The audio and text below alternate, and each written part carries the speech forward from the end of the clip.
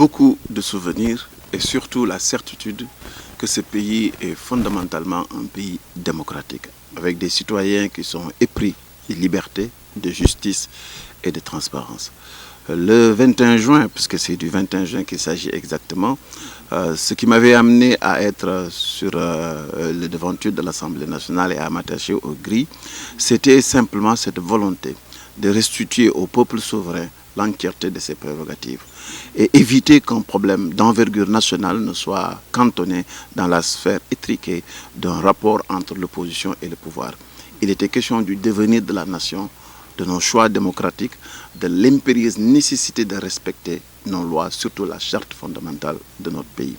Et j'avais l'impression que nous étions complètement démunis et que le pouvoir avait déjà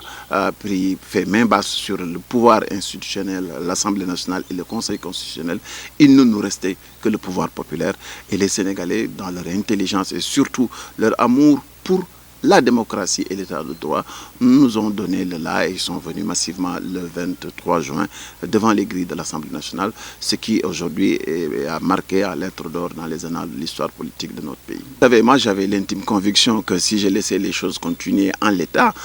c'était déjà une cause perdue. Après avoir choisi une constitution, de voir les acteurs politiques au plus haut niveau respecter ces décisions était importante à mon niveau aussi. Et c'est la raison pour laquelle je me suis dit il me fallait titiller l'intelligence des Sénégalais. Il me fallait les convoquer puisque c'est le peuple souverain qui en dernier ressort est le seul déterminant. Et c'est pourquoi j'ai voulu utiliser quelque chose de très symbolique, symbolique dans la chaîne, symbolique devant les grilles de l'Assemblée nationale pour montrer le pouvoir du législatif, pour montrer aussi le pouvoir du peuple qui a délégué ses représentants au niveau de l'Assemblée nationale et qui a aussi la liberté et surtout l'obligation de venir défendre cette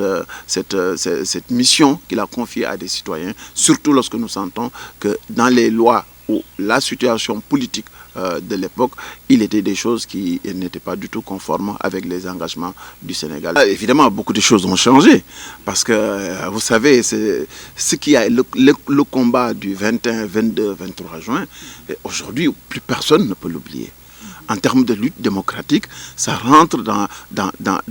l'acquis global du Sénégal. Et comme la démocratie et les luttes pour les libertés sont des combats perpétuels, il faut toujours revenir là-dessus. Il est évident qu'il y a des acquis et des acquis qui sont indélébiles. Mais à côté de cela aussi, force est de reconnaître que nous avons, moi personnellement et beaucoup de Sénégalais avec moi, nous avons le sentiment qu'une certaine forme de corruption de l'idéal démocratique, de l'envie d'une nation, d'un peuple, d'une majorité des Sénégalais qui s'étaient déclinés pour que plus jamais les choses ne soient comme avant, pour que la rupture véritable s'installe, pour que nous puissions avoir cette fois-ci des acteurs politiques au diapason, que la culture de la reddition soit installée dans le pays. Nous nous sommes rendus compte qu'en réalité, il y a eu cette forme de perversion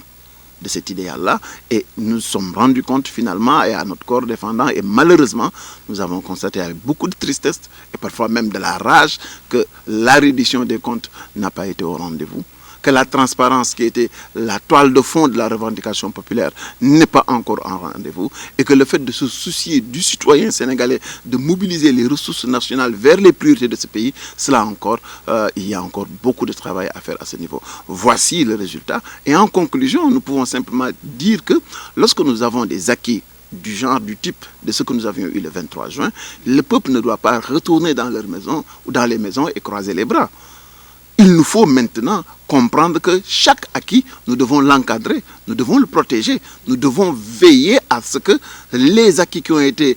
obtenus avec beaucoup de sacrifices, puisque des Sénégalais ont perdu leur vie dans ces combats-là. Et il est extrêmement important que pour l'avenir, la leçon à tirer, c'est que c'est bon d'avoir des acquis, mais c'est encore mieux de veiller à leur pérennité et à leur préservation. Et bien évidemment, le 23 juin, c'est quoi? C'est la respiration d'un peuple qui refuse de sombrer.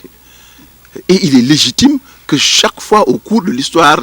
présentement comme dans un futur plus ou moins proche ou lointain, quand les Sénégalais sentent que les choses qui se font ne se font pas dans le sens de l'intérêt général ou dans le sens de l'intérêt du Sénégal, il n'est pas exclu que nous ayons encore des rééditions sous d'autres formes, certainement, de ce combat-là, parce que c'est un combat pour la justice, c'est un combat pour l'état de droit, c'est un combat pour la liberté, c'est un combat pour un mieux-être. Et je ne crois pas qu'aujourd'hui, que nous ayons une justice au point, encore moins un mieux-être partagé, encore moins de la transparence et de la reddition des comptes. Donc, les éléments de fond, la toile de fond de la revendication du 23 juin sont encore d'actualité. Et si les mêmes causes entraînent les mêmes effets, il n'est pas à exclure, peut-être sous des formes différentes, que les Sénégalais puissent aussi se rebeller positivement, démocratiquement ou toute autre forme de posture à avoir pour pouvoir véritablement maintenir le Sénégal dans le sillage de ce que le Sénégal doit être, une terre de paix, une terre de démocratie, une terre de liberté.